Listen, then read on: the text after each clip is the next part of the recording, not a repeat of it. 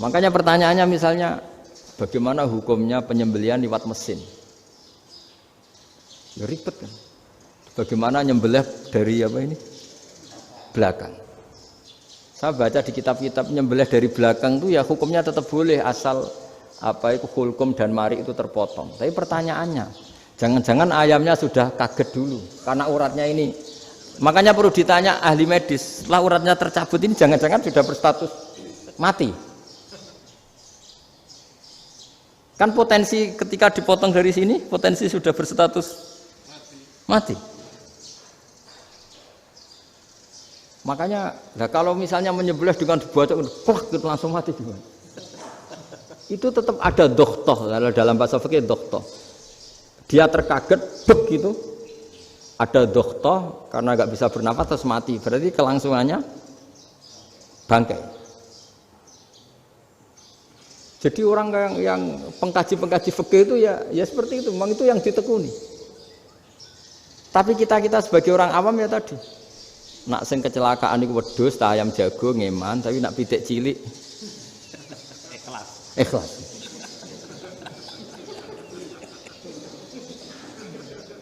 Makanya ada pertanyaan orang-orang, saya pernah ditanya itu ya bingung tenan. Gus, kalau ada orang mati oplosan misalnya, jenengan datang sholat enggak? Ya datang sholat kan dia orang mukmin, saya tetap sholat. Kenapa? Ya kan matinya oplosan. Tapi andaikan tokoh yang mati, kamu sholat enggak? Ya sholat kan dia tokoh. Jadi ribet. Fikih itu ribet. Makanya Imam Nawawi nanti ngendikan gini. Ada orang ngundang Nabi, ya Rasulullah, saya mohon nyolati ini. Nabi tanya, punya utang enggak? Punya. Nabi, saya enggak mau nyolati mayit yang punya utang. Terus ada sahabat datang, ya Rasulullah, utang itu tak ambil alih kami. Berarti dia sudah tidak punya utang. Terus Nabi kerso nyolati. Pertanyaannya, utang itu hal yang boleh. Saya ulangi, utang itu hal yang boleh. Tapi kenapa Nabi se-ekstrim itu? Tapi ketika Nabi mau kondur itu ngendikan gini, ini PR ya bagi UMM ini PR ya. Nabi sebelum kondur bilang gini, sallu ala sahibikum. Jong saya tidak nyolati ini, tapi tolong ini disolati. Terus kata Imam Nawawi, dianalogikan atau dikiaskan siapapun pelaku dosa besar atau mati dalam keadaan tidak benar, misalnya pas dugem mati, pas oplosan mati, itu sebaiknya tokoh-tokoh itu enggak nyolati karena nanti dianggap penghormatan. Misalnya ketua PP Muhammadiyah rektor nyolati wong mati oplosan kan keren.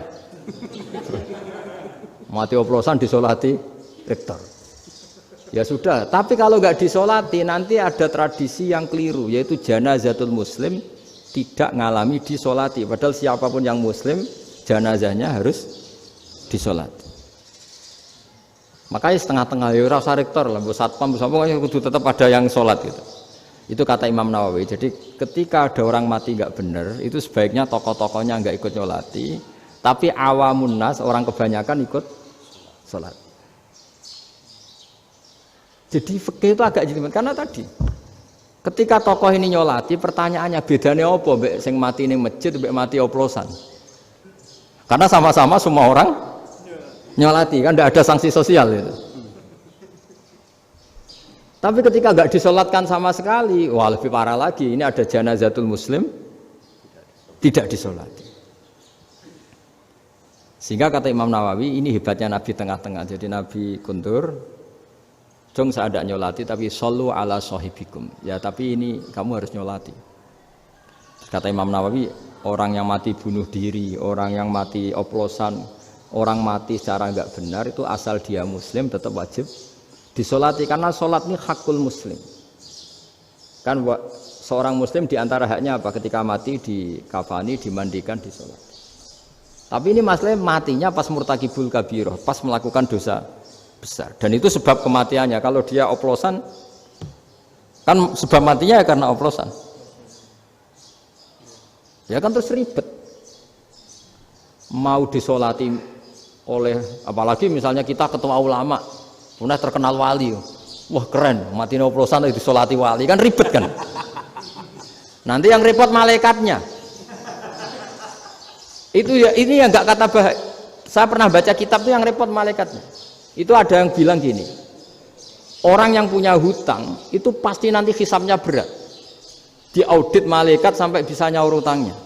Sementara malaikat kena konstitusi, kalau Nabi mendoakan harus mustajab. Ini kan ada dua hukum yang berlawanan. Sekali Nabi berdoa, wa maghfir lahu warhamhu, itu harus dituruti malaikat. Nggak boleh doanya Nabi nggak dituruti malaikat. Sementara aturan Islam juga harus dituruti, bahwa orang yang punya hutang harus tersandra oleh hutangnya. Tapi nak sing dunia Pak Haris kan, nggak tekno. Nggak ngefek gitu. Jadi misalnya Pak Haris dungo sampai nangis wa maghfir lahu kan, nggak ngefek. Malaikat nggak itu, nggak sudah lah Ustaz. Tapi kalau Nabi yang berdoa kan harus dituruti, ini masalahnya kan itu. Nah kalau diturutin berarti hutangnya harus bebas. Padahal secara aturan harus tersandra karena punya hutang. Dan nanti sama kalau yang mati oplosan ini yang doain wali, kok wali sampai Allah maghfir lahu. Doanya wali kan harus terkabul. Sementara secara hukum dia harus kena sanksi karena oplosan tadi.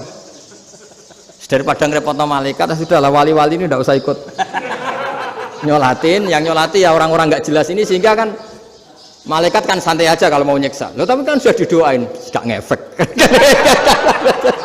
Karena doanya orang-orang nggak penting.